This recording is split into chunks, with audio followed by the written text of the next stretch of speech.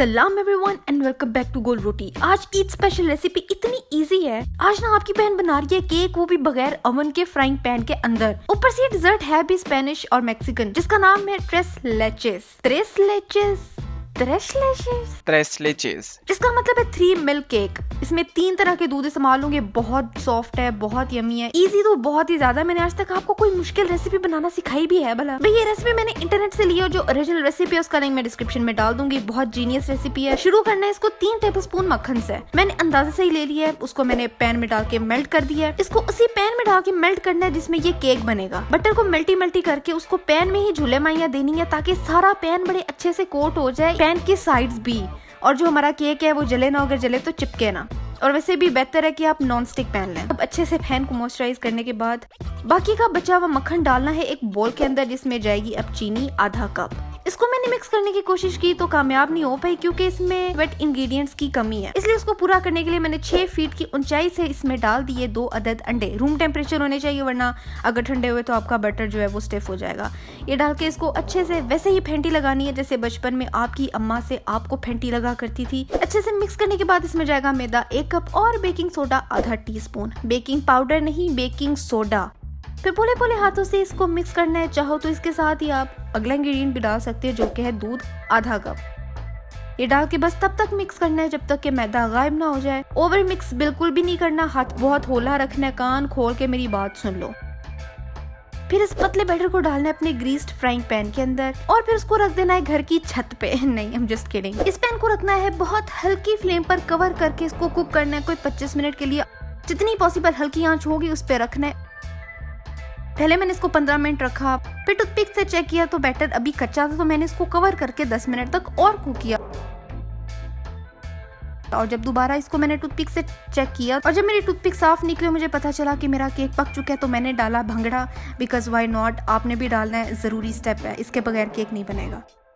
फिर इस केक को कवर कर देना और ठंडा होने के लिए रख देना है, या जब तक ठंडा हो जाए या रूम टेम्परेचर पे आ जाए।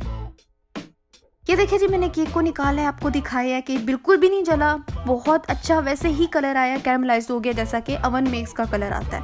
अब इसको उस प्लेट में रखना है जिसमें आप इसको सर्व करेंगे, क्योंकि हम जो इसके साथ करने वाले हैं उसके बाद इसको उठा और हिला बिल्कुल भी नहीं सकते। अब यहाँ आता है 3 मिल्क वाला किस्सा। एक ले लिया बोल, उसमें डाल दिया आधा कप दूध, आधा कप क्रीम और आधा कप कंडेंस्ड मिल्क।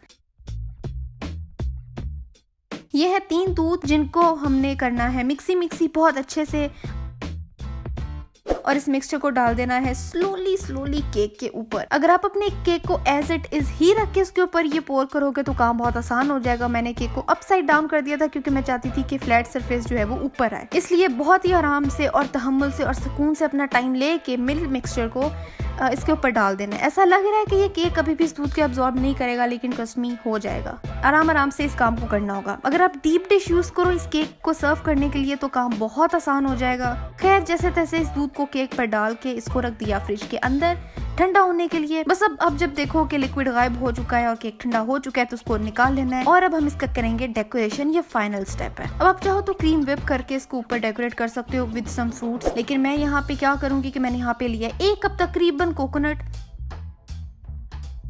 और उसमें मैंने डाल दी क्रीम। उतनी डालनी है आपने जितनी आपको जरूरत हो। हमने कोकोनट को स्टेबल करना है, मतलब थोड़ा सा लूज कर लेना है, लेकिन बहुत ज्यादा लूज भी नहीं होना चाहिए। इतना हो कि अपनी शेप होल्ड कर ले।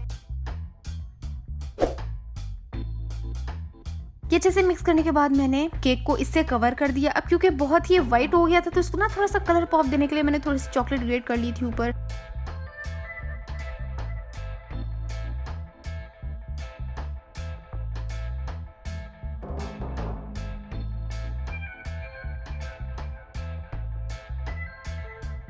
और ये लीजिए आपका 3 मिल्क केक या 3 लेचे केक बिल्कुल तैयार है। यार फिगर आउट कर लो कैसे प्रोनाउंस करना है। इसको बनाओ, मेहमानों के सामने रखो और शौकिया मारो कि तो स्पेनिश मैक्सिकन डिजर्ट है। रेसिपी मांगे तो मेरा लिंक चिपका देना उनको। और जब आप इसको बनाओ तो इसकी तस्वीर मुझे इंस्टाग्राम पे जरूर दिखानी है, ताकि मैं इसको अपनी स्टोरी लगा सकूँ। मेरा गोल रोटी का इंस्टाग्राम बिल्कुल डिफरेंट है, आप मुझे अपनी पिक्चर्स वहाँ पे सेंड करें। और आज के लिए बस इतना ही था। मेरी लास्ट रेसिपी ये नहीं, यहाँ देखे सब्सक्राइब यहाँ करें। पहला चैनल है सनज बकर, उसको भी सब्सक्राइब करें।